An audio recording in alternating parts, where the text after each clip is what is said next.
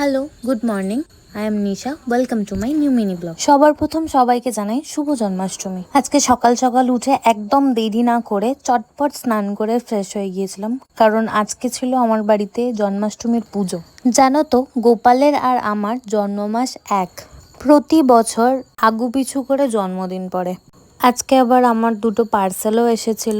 একটা ছিল নাইকা থেকে আর একটা ছিল ফ্লিপকার্ট। যেহেতু পুজোর দিন, অফিসও ছিল না, গোপালের মালা গাঁথার দায়িত্ব ছিল আমার উপর।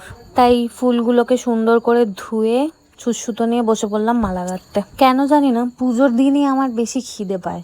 অন্য দিন খিদে পায় না, কিন্তু পুজোর দিনই মনে হয় যেন কিছু একটা খাই। লাঞ্চে খেয়েছিলাম রুটি, আলু ভাজা, আচার আর মিষ্টি। ওটা আবার কেউ ডিম সেদ্ধ ভেবে বসো না। আর এই দেখো, মাসি গেছিল লোকের বাড়ি ফুল চুরি করতে।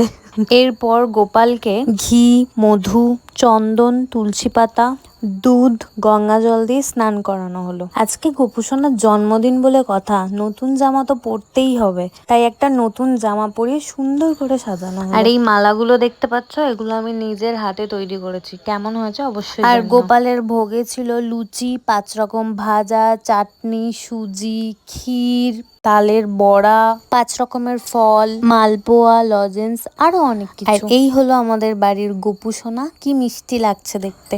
আর বেশি কিছু বলবো না, তোমরা সবাই এবার পুজোটা দেখো। আমি চললাম, টাটা।